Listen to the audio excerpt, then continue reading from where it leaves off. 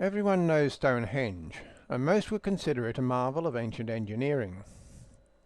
The famous standing stones shown here weigh 25 tons and came from a quarry 30 kilometres away, and the largest block at the site weighs a massive 40 tons. Impressive indeed, until compared with some perhaps lesser known ancient mysteries from around the world. The blocks at Stonehenge are certainly large, and erecting them without machinery would definitely be a major challenge, but not entirely beyond our modern ingenuity, as has been proven.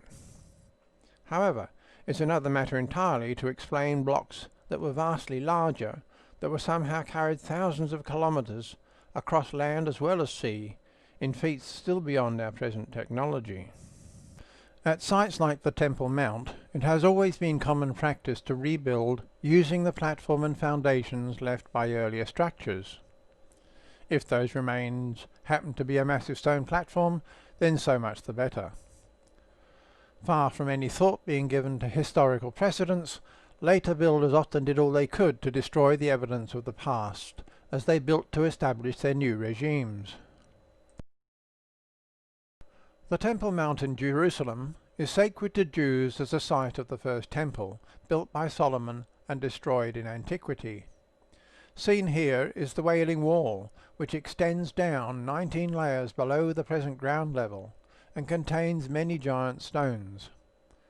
One has been measured at 60 metres long, 3 metres high and 4 metres wide, and weighing approximately 400 tons. The Parthenon in Athens is another significant temple built on massive foundation blocks. Comparison with the rest of the structure suggests that here too the massive blocks were of far more ancient origins than this temple built on top. At both of these sites, massive blocks of stone were used in the lower courses, but all later construction, from both Greek and Roman times, is limited to blocks no larger than those seen at Stonehenge. But if the Romans didn't move them, then who did? And just how large did they go? There are two clear examples on record where blocks were used in construction in ancient times that weigh from 600 to 800 tons. That is 20 times larger than any at Stonehenge, and, when examined more closely, it is clear that both examples are far beyond our present capabilities. Beneath the temple of Jupiter at Baalbek, there are 3 blocks of stone known as the Trilithon. Built into the foundation platform beneath the temple, they are the largest blocks of stone ever moved by man. The evidence suggests the platform long predates the Roman construction built on top. The size of just one of these blocks, outlined here, can be judged by comparison with the 2 tiny figures now circled. These blocks were moved a distance of more than 2 kilometres from the quarry where an even larger block has been found. Known as the Stone of the South, this massive block was never moved from the quarry, but it is estimated to weigh over 1,200 tons. Possibly even more astounding, at Teotihuacan in Mexico, hundreds of thousands of tons of mica have been discovered. Some of the blocks are known to weigh a staggering 630 tons each. 2,000 years ago, they were imported to the top of this mountain plateau in the center of Mexico from a quarry now positively identified in Brazil over 2,000 miles away. No one can more than speculate on exactly how this amazing achievement was even possible. But what I can show, and even prove, is why it was done. These massive blocks of mica will become the final piece of evidence in what may be the greatest revelation in modern history. But for the moment, it is enough that they prove beyond all reasonable doubt that the builders of pyramids had access at times to very advanced technology. The next step is to prove that all the pyramids around the world are in some way connected through one technology. To do this, once again, it is necessary to dispel a few popular myths. Despite a lack of proper evidence, Egyptologists have long insisted that the Great Pyramids were the tombs of pharaohs and served no other major role. However, they do accept that thousands of pyramids found in the rest of the world were clearly not primarily built as tombs. They dismiss 99% of the world's pyramids without explanation, but insist there is no connection between them and what they consider are the far more important Great Pyramids of Giza. Their stand has effectively blocked further debate for many years, delaying the recovery of a major chapter of our past history that contains information possibly vital to the future survival of our whole civilization. There are three main types of pyramid, plus a number of variations, and they are found all around the globe in 6 major regions. The pyramids of Egypt need no introduction, but there are many others that are little known, so let me introduce them very briefly. In Xi'an province in southeast China, there are at least 70 major pyramids, dating back to the first Chinese dynasty. Around 23 can be counted from the top of the Great White Pyramid shown here, but many more can be seen on satellite images. There are 2 major pyramid regions in North America. Monk's Mound in Illinois has 1 Great Pyramid and about 25 other major pyramids spread out along about 60 miles of the Mississippi River Valley. Poverty Point in Louisiana has a Great Pyramid of unique design and is surrounded regionally by a number of smaller but similar layouts. They are all highly suggestive of a large solar collector array, which is precisely what I believe it was.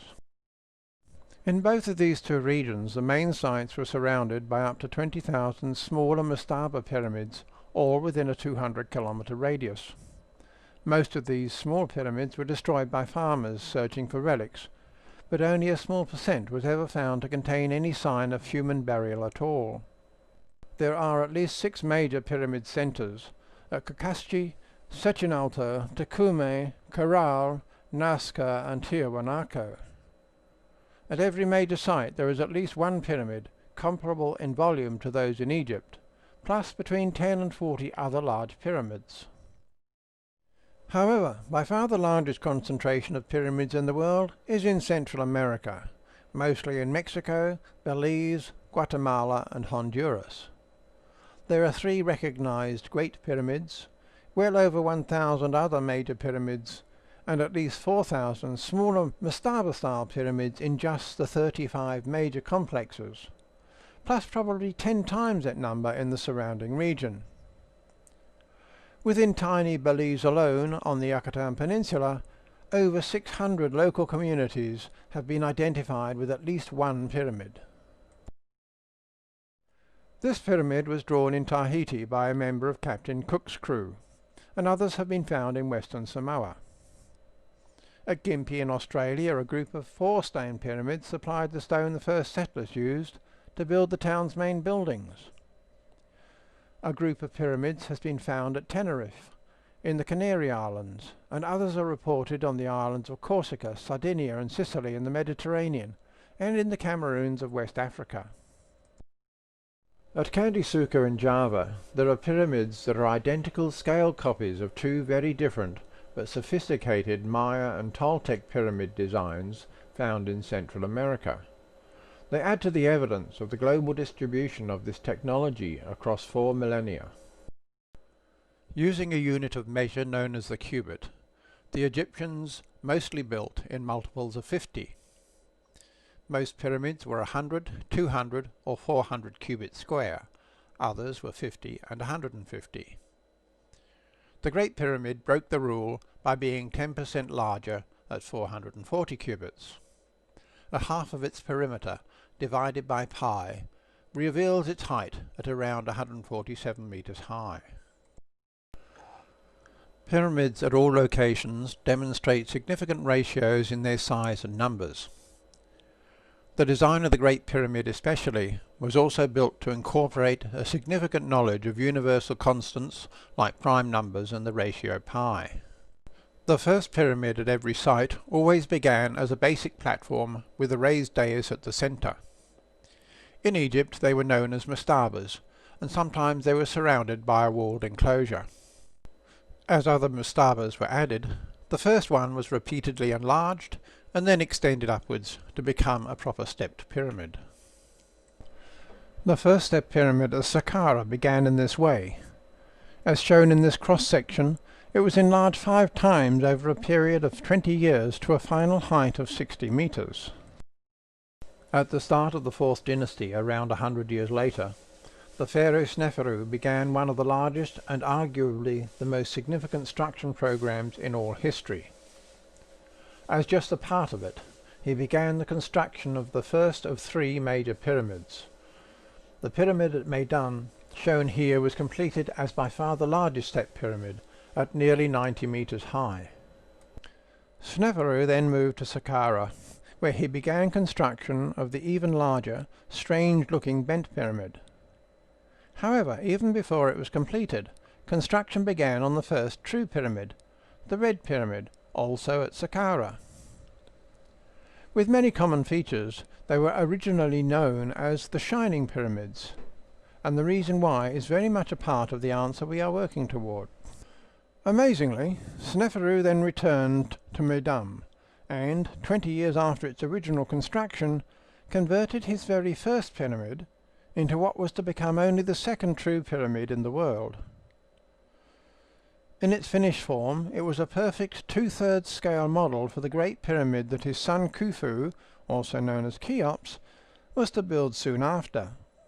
The smooth outer shell of the pyramid at Meydan eventually collapsed, and the stone was later scavenged or washed away, leaving it now much as it must have looked before its final metamorphosis. However, the key to the whole mystery lies in understanding the development of the Shining Pyramids, and why Sneferu returned to Meydan at all. I believe I have now demonstrated the global nature of the pyramid phenomenon, and the fact they are all in some way connected.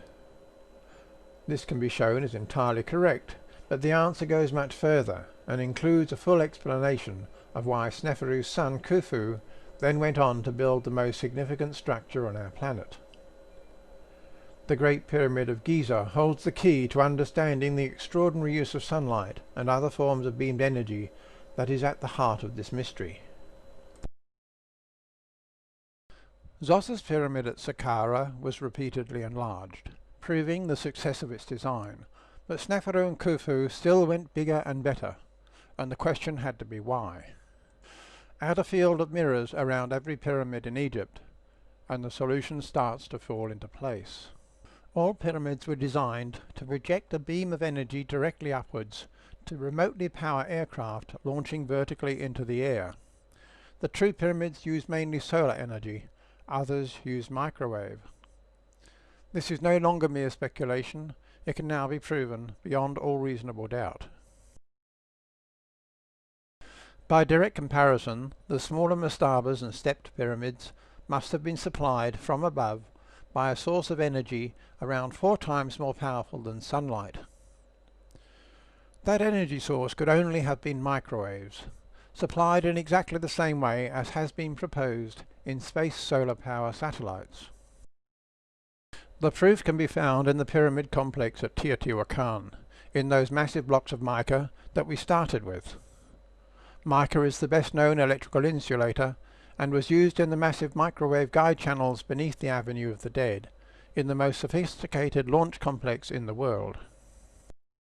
Over the past 70 years, the individual pieces of this puzzle have been proven, but have never previously been assembled into a completed picture. The final stage, a reverse engineering of all the major details of the ancient technology, only became possible when the last vital technology, flight on beamed energy, was proven on the 5th of November in 1997. The means of implementing the solution is still evolving, but there can be no doubt about the reality of this claim. The Great Pyramid provided the first and vital key. Zos's pyramid, when compared with those of Sneferu, revealed not only the extraordinary technology of the past, but also the evidence to prove the myths and legends about alien gods who have been visiting our planet down through the ages. According to hieroglyphs, the Great Pyramid was built as a stairway to the heavens, so Pharaoh could ride the rays of the sun to visit with the sun god Re in his chariot, as it journeyed forever across the sky. The literal truth of that translation can now be revealed.